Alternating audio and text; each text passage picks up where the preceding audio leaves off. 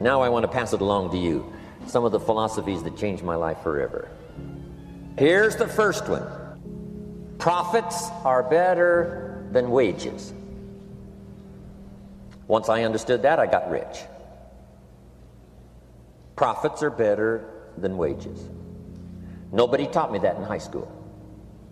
I went to college for a year and a half and never heard it. I'm 25 and broke. I'm not destitute. I'm broke. Too much month at the end of the money is broke. And I finally hear this philosophy. Profits are better than wages. Now here's the phrase that goes with it. Wages make you a living, which is fine. Profits make you a fortune, which is superfine. And you can live both fine and superfine. You've now got the mechanism and the ways and means to do that. Profits are better than wages. Guess what? I taught this in Moscow when I was teaching capitalism.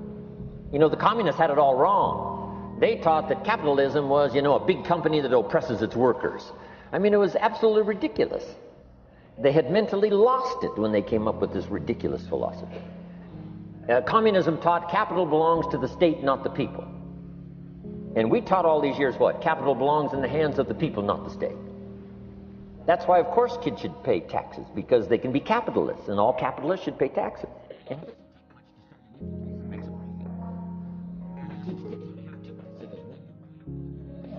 I mean, how long does it take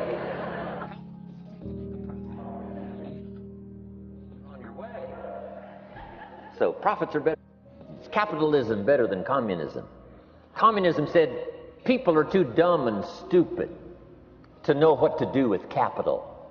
So you must take capital away from all the dumb, stupid people and give it to the all-wise, all-knowing state. And let the state run everything. I mean, that was communism. And they devastated every country they touched. I've been to East Germany. It's taking $1 trillion just to clean up East Germany. They've already spent $500 billion. They got $500 billion more to go. I mean, every country they touched, and I've been in all of them, they devastated them all with their devastating philosophy.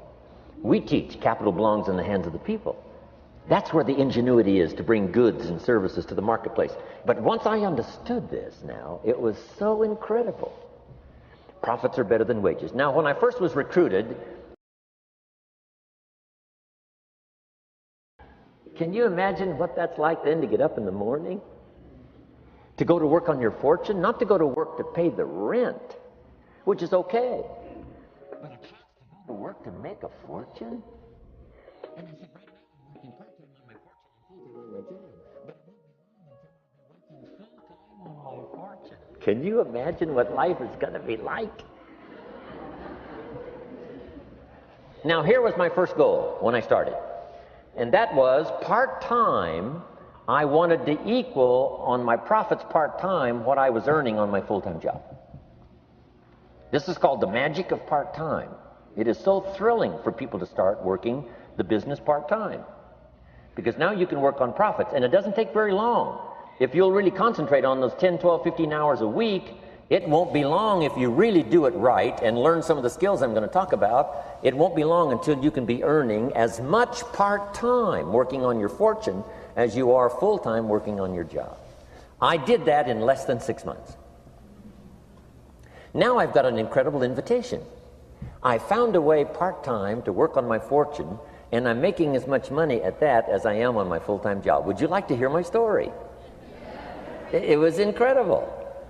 Now here was my second goal, to make twice as much money part-time working on my fortune as I was working full-time on my job. And I reached that in less than a year, making twice as much money part-time working on my fortune as I was full-time working on my job. Now I've got an incredible invitation that won't quit. I found a way, through a unique opportunity, to work part-time on my fortune, and I'm now earning twice as much money as I am working full-time on my job. Would you like to hear my story? Do you imagine anybody would say, no, I don't care to hear your story? No. everybody I said that to said, wow, yes, what are you doing? I said, I'm glad you asked. Let me tell you. Now, when I started making twice as much money part-time as full-time, here's my dilemma. I didn't want to go full-time. And why not go full-time? And the reason was because I didn't want to give up my electrifying story. Right? It was so powerful, nobody could resist the invitation to at least take a look. I didn't want to give it up. And I hung on for I don't know how long until it was, almost insane. And then finally, reluctantly, I gave up my full-time job. But now you can imagine the thrill and excitement of going to work full-time on my fortune. It was incredible. Here's the next one. Philosophy that helped change my life. It's not what happens that determines your life future. It's not what happens that determines your life future. It's what you do about what happens.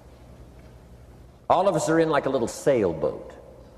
And it's not the blowing of the wind that determines your destination. It's the set of the sail. So jot this phrase down. It's one of the best to understand. Kids need to understand it. The same wind blows on us all. The wind of disaster, the wind of opportunity, the wind of change. The wind when it's upside down, the wind when it's favorable and unfavorable. The same wind blows on us all. The economic wind, the social wind, the political wind. The same wind blows on everybody. The difference in where you arrive in 1 year, 3 years, 5 years, the difference in arrival is not the blowing of the wind, but the set of the sail.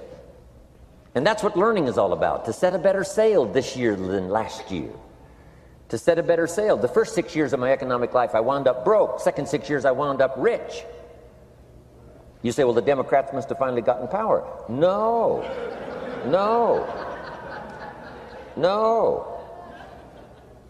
It was not a political change. Here's what changed the second 6 years of my economic life. It was my philosophy that changed. The set of the sail of better thinking, correcting the errors of the past and picking up new disciplines for the future. That's all I had to do at the end of the first 6.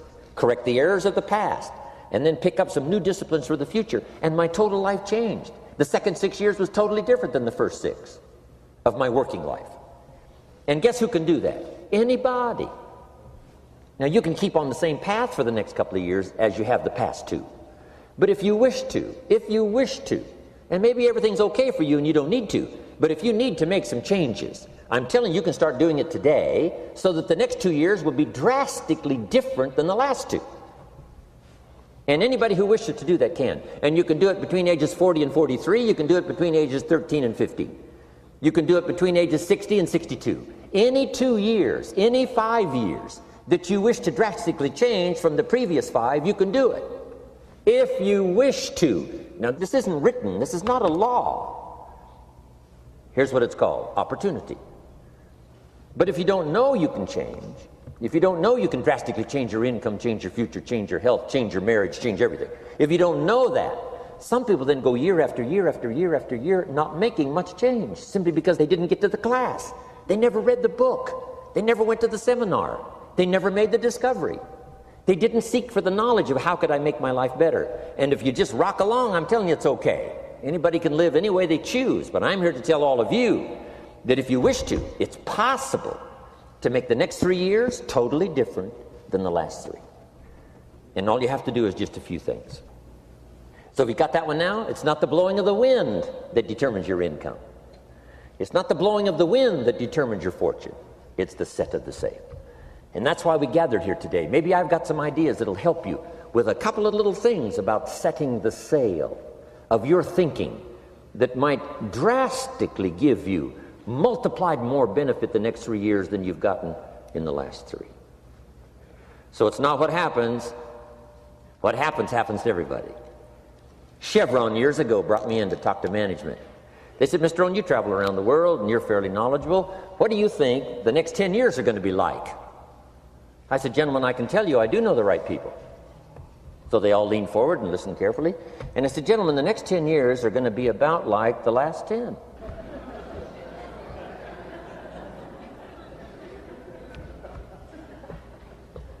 The next season after fall is, well, I promise you that's not going to change. After day comes night. I promise you that's not going to change. Here's how the last 6,000 years reads. If you want to make a note of Jim Rohn's vision of history the last 6,000 years, here's how it reads. Opportunity mixed with difficulty. It's going to read like that, looks like, for the next 6,000 years. Opportunity mixed with difficulty. Now, sometimes there seems to be more opportunity than difficulty, and then sometimes there seems to be more difficulty than opportunity, but the mix isn't going to change. After expansion comes recession. But after recession comes expansion. Not to think so, see, is naive. And once you've got just a little of this stuff settled, then you know exactly what to do. You know exactly what to anticipate, so you can be ready. Now, here's the next one. Here's what it says. For things to change, you have to change. I was hoping the government would change, and taxes would change, and economics would change, and my boss would change and be more generous. I wished for everything to change, and my teacher said, no, Mr. Rohn, for things to change for you, you have to change. Don't wish it was easier, wish you were better. Once I understood this, this altered the course of my life. Don't wish it was easier, wish you were better. And here's the big one. Don't wish for less problems, wish for more skills. You don't need less problems. You simply need more skills. Don't wish for less challenge, wish for more wisdom. Accept the challenge, because you can't grow without a challenge. You can't get rich without a challenge. You can't fly without gravity. You have to understand the challenge. But that's the key, is to now develop wisdom to overcome the challenge. Don't wish for less challenge, but more wisdom. And then here's one more philosophy that helped change my life forever. You can do the most remarkable things no matter what happens. Humans can do the most remarkable things no matter what happens.